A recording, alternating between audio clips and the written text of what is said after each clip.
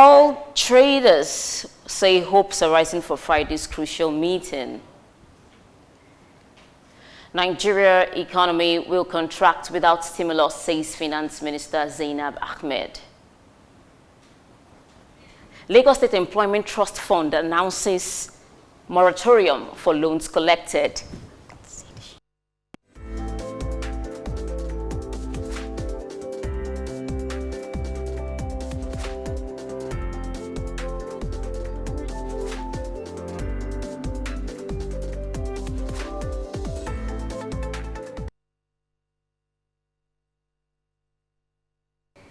Well, thanks for joining me on today's business. I am Mercy Frank. Now, before we begin, I just wanted to know that coronavirus is a deadly disease. Ensure to wash your hands with soap for at least 20 seconds regularly or use a hand sanitizer. Also remember, COVID-19 is real and swift in its spread. Social distancing is one of the ways to avoid it.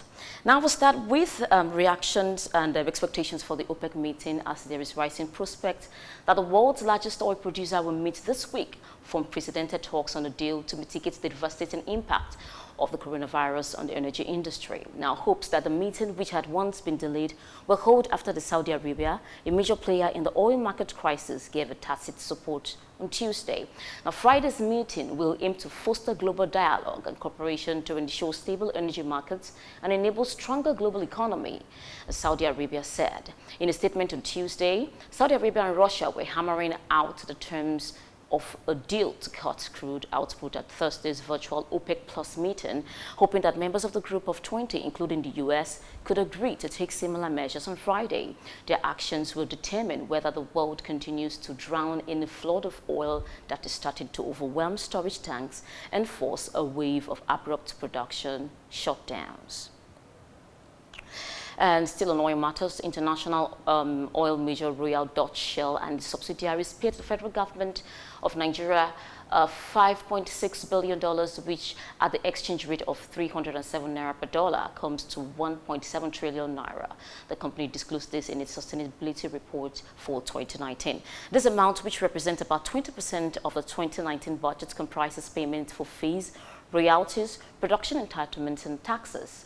It is also the highest payment to any government in the 28 countries Shell disclosed. According to the disclosure, the Niger Delta Development Commission, NDDC, received $136.6 million as fees, and the Nigerian National Petroleum Corporation, NNPC, received $3.9 billion as production entitlement. Now, production entitlement is the host government's share of production derived from projects operated by Shell. And over now to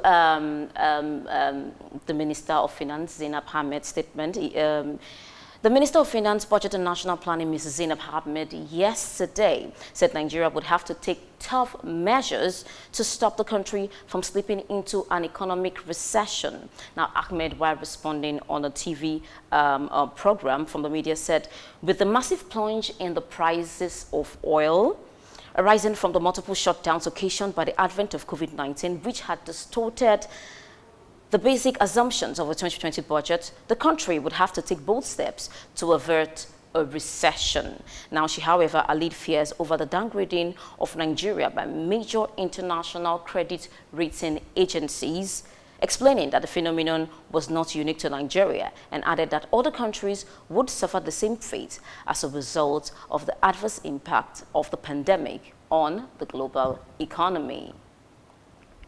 And let's go to the IMF's reply to Nigeria's plea for intervention. As a International Monetary Fund, the IMF is working hard to respond to the request for funds made by Nigeria so that a proposal can be considered by the Executive Board as soon as possible. Now, Kristalina Georgieva, Managing Director of the IMF, disclosed this in a statement, and he said Nigeria's economy is being threatened by the twin shocks of the COVID-19 pandemic and the associated sharp fall in international oil prices.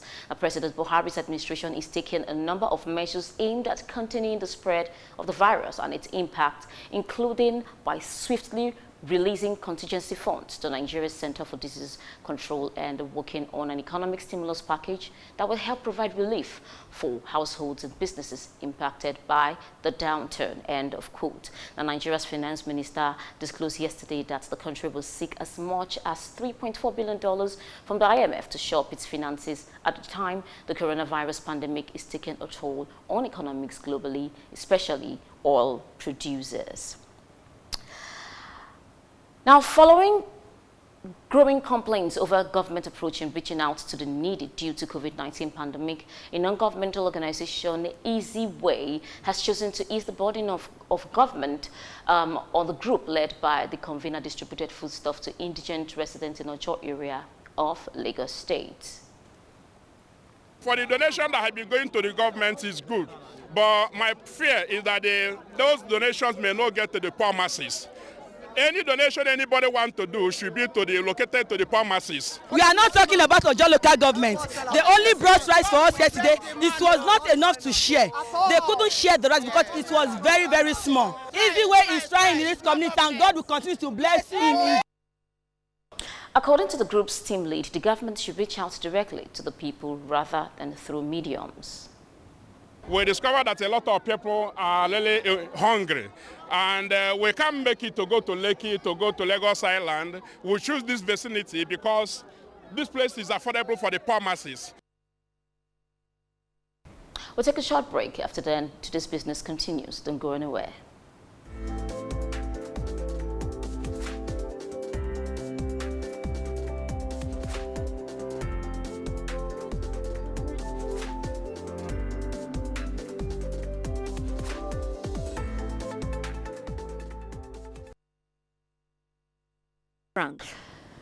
The Lagos State Employment Trust Fund, the LSETF, has announced a moratorium on loan repayment for the beneficiaries of all its loan and hub financing programs designed for micro, small and medium-scale enterprises, MSMEs, and technology startups in the state.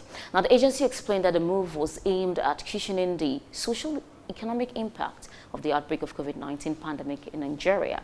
The acting executive secretary of LSETF, Teju Abisoye, said the relief and palliative measures, which targets over 11,000 micro, small and medium enterprises in the program, took into cognizance the impact of the shutdown on businesses. According to her, the shutdown was in compliance with the social distancing directives by the state and federal government in efforts to tackle the pandemic and prevent the chain of transmission from person-to-person contacts in public places. She added that in compliance with the social distancing directive, the consequential cessation of all movement in the state, LSETF would be suspending its Lagos Innovative Workspaces Vouchers program for a month. And the Minister of Industry, Trade and Investment, Niyi Adebayo, says the federal government is open discussion with Innocent Vehicle Manufacturing Company and other key indigenous vehicle manufacturing companies with a view to producing ventilators in the country. This is even as the president of the Manufacturers Association of Nigeria, Mansour Ahmed, disclosed that manufacturers had increased Nigeria's domestic production capacity for the face mask from 2 million masks in February to 27 million. The minister, who updated journalists on COVID-19 pandemic and its implication for the manufacturing sector in Abuja, said the government received a proposal from indigenous manufacturers to produce ventilators and that various proposals are being considered. Now, he added that the ministry had been collaborating with the Manufacturers Association of Nigeria. Now, the Association of Chamber of Commerce, Industry, Mines and Agriculture, Nigerian Traders Association, and other relevant stakeholders guarantee unhindered production of essential items like food, medicals, and pharmaceutical products.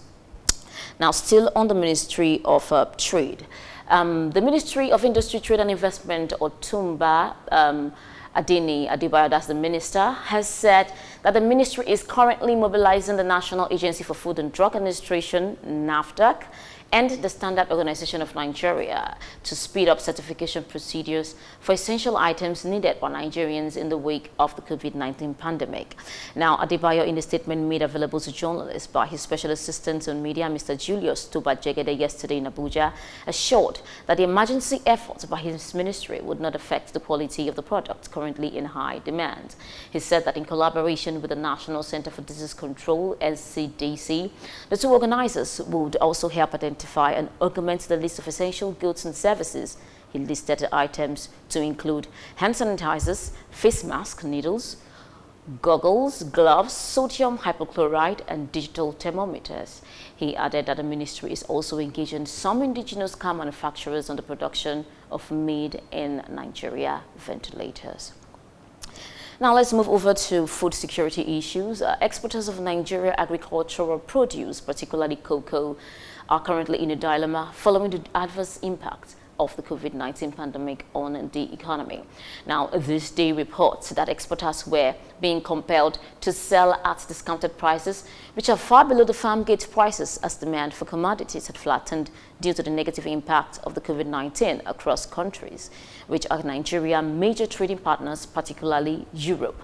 The National President, Federation of Agricultural Commodity Association, FACAN, Dr. Victor Iyama, said those in agricultural produce export sector had been hard hit by the public health crisis. He warned that the severe foreign exchange losses to the country would worsen the situation.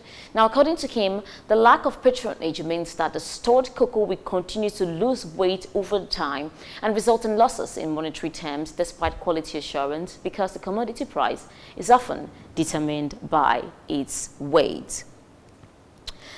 All right, the world food prices declined in March, according to a statement released by the Food and Agriculture Organization, that's the FAO, an arm of the United Nations. Now, the drop in price was driven mostly by demand-side contraction linked to the effects of the COVID-19 pandemic and the drop in global oil prices as that governments rolled out measures to respond to the crisis. FAO, in its March report on food index, noted that weakening demand and falling oil prices due to the global pandemic drive down international prices for major food commodities. Now, the FAO Food Price Index, which tracks monthly changes in the international prices of commonly traded food, commodities, averaged 172.2 points during the month, down 4.3% from February. All right, we'll take a break, and when we come back, to this business continues.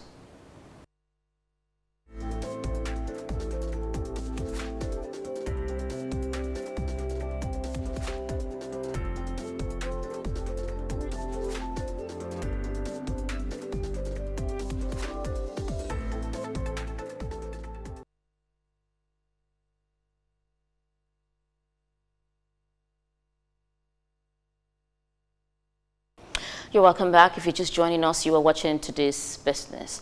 Now we'll move on to have a conversation with Nwachinimere Emeka, an agriculture value chain expert and CEO of Cotivo Technology Company. And we'll be talking about the impact of COVID-19 on Nigeria's agriculture value chain. Hello, Emeka. Welcome to Today's Business. Yeah, hi. It's good to be here. To hear your voice. We want to talk about the impact of the COVID-19 and on food security and the threat that farmers are having on All right, we'll just take a short break right now to fix some things. When we come back, the interview with Nwachinimere Emeka will continue.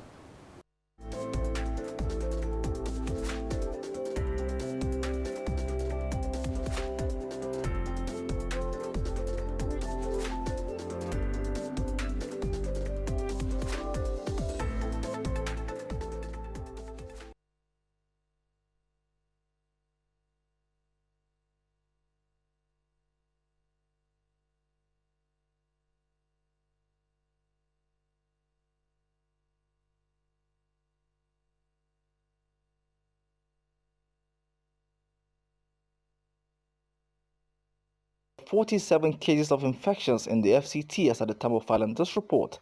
The administration says it is time for all residents to join forces with the government to ensure total compliance.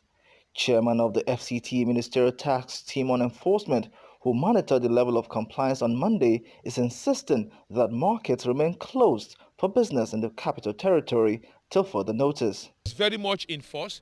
The road, particularly in the suburb, look busy. Many persons are still misunderstanding the fact that the 10 to 2 opening only applies to neighborhood and street markets and not major markets across the city. And all those we went to, or all those we saw, whose vehicle we impounded, we are all carrying foodstuff from the market and saying that they were just coming from the market.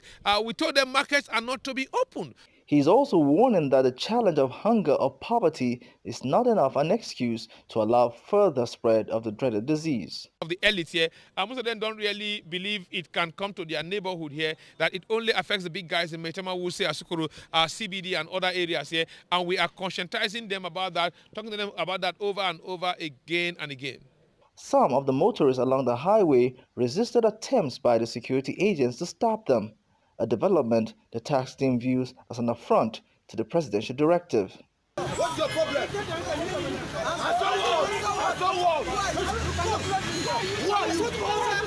Don't stay in the front. Don't stay in the front. Hello. Hello. Come. And since they are first-time offenders, we had to warn all of them after keeping them in that location for about an half or 2 hours at a point. We had to warn all of them and subsequently release them. While waiting on the government to take a new position on the matter, it appears some Nigerians are yet to come to terms with the crisis holding the entire global community to ransom.